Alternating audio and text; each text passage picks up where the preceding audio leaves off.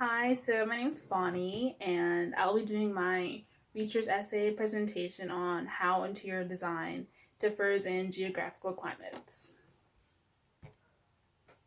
So this is just an overview of what I'll be talking about in my presentation, such as my topic, building designs, adapting to climate change, interior design in Japan, South Africa, and Rio de Janeiro.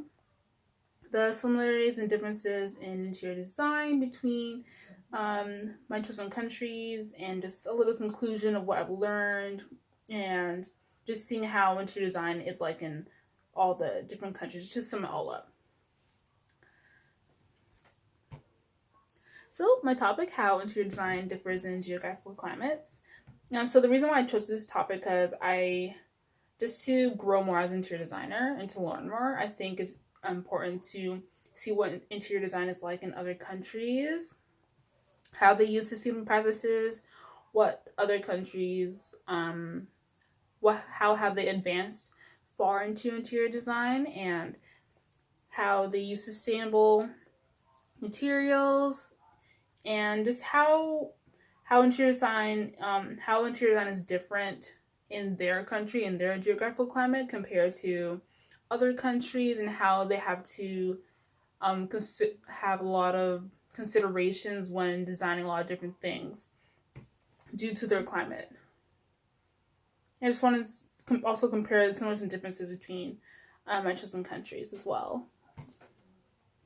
So I just wanted to do a little touch up on climate change because it is becoming a huge issue in the world, and it's something that we have to tackle. And when you're designing something, it's very important to be very sustainable as well, using a lot of sustainable materials, a lot of sustainable practices, just to minimize the environmental impact. So, just to do a little definition on climate change, is obviously due to human activities, like such as greenhouse toxic gases. The burning fossil fuels, carbon dioxide is trapped in the atmosphere, resulting in the rise in temperature in the earth. So when you're designing for a rather like harsh geographical climate in a country, you also have to consider climate change as well. So that adds like another layer of design considerations, because climate change is evolving and changing, and it's affecting a lot of temperatures throughout the world. So you have to definitely take that into consideration for sure with the country's actual climate as well, and see how that changes and evolves throughout time. So it's important to make sure that your design is a successful design. So for our first country, I'm going to be discussing Japan. It's one of my favorite countries personally, and it's a place I want to go to one day and travel. So I find it a very interesting country. They have beautiful, beautiful architecture and culture. And so Japan is located in northern eastern, the northern eastern hemisphere. The capital city is Tokyo and has over 100 million people in their population. They have the four seasons: winter, spring, summer, and fall. So for like winter, their temperature is usually like 10 degrees, and then their spring is like 20 degrees typically. And then for their interior spaces, interior design, they need a lot of movable objects, a lot of movable furnitures, a lot of functional spaces, and they do a lot of similar practices. Due to like it being an overpopulated country, there isn't that many environmentally friendly places. There's a lot of toxic gases in the air. So if you ever notice, there's a lot of people who will wear face masks out in public just so they aren't breathing in the toxic air, even indoors as well sometimes. And then for the functional spaces part, there's a lot of large families, a lot of large families living in small spaces. So they have to have a lot of functional spaces that can suit up to large families, especially from different age demographics and different generations. So another consideration, Japan is located in an area where there's a lot of natural disasters such as earthquakes and tsunamis. So basically, tsunami is just a huge, high velocity wave of water that crashes onto land and um, typically damage a lot of houses, buildings through flooding, um, and then earthquakes. Obviously, they're earth plate tectonic shifting, and they causing a rumble in the earth. And so, also when designing, especially buildings, um, they have to build tsunami resistant buildings, especially. Um, so they're designed to have vertical evacuation areas with the use of steel frames and or reinforced concrete.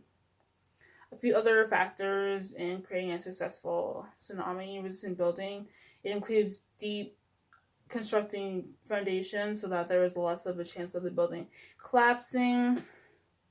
Especially a lot of buildings are being built on stilts as well, as you can see here in this image right here.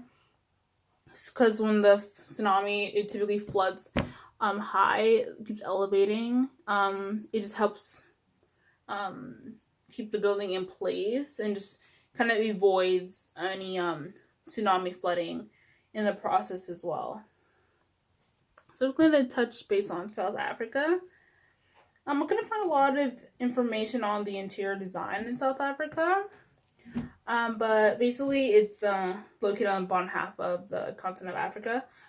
So depending on like the area, such as like Cape Town, the temperature is typically around like 17 degrees Celsius.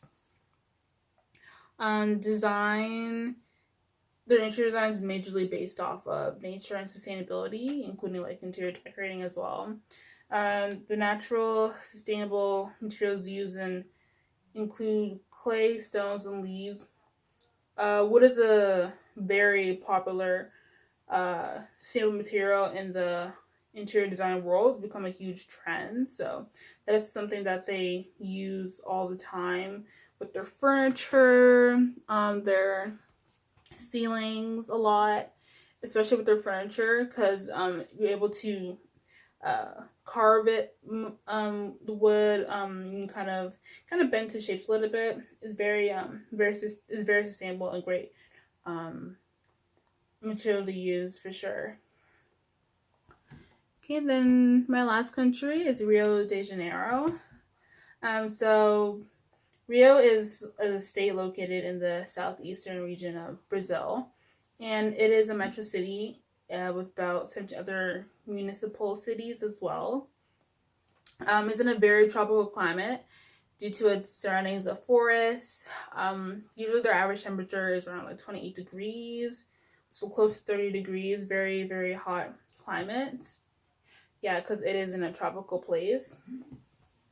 So a lot of their buildings and architecture and their interior design, since they are in a very environmentally friendly place, they do have a lot of forests. They're very nature friendly, a very natural environment. So when you look at their interior design and architecture, you can definitely see that they've really practiced that through adding a lot of nature, a lot of sustainable practices, a lot of sustainable qualities and materials, just to really bring that nature look.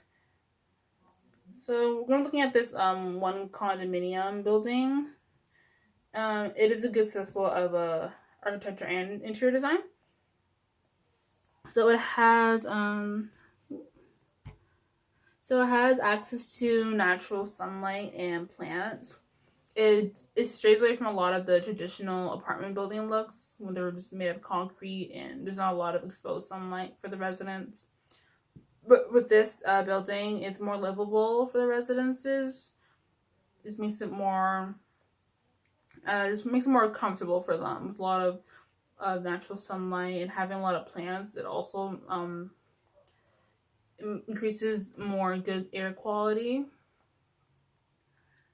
So a quote from the landscape architect Renata Tilly.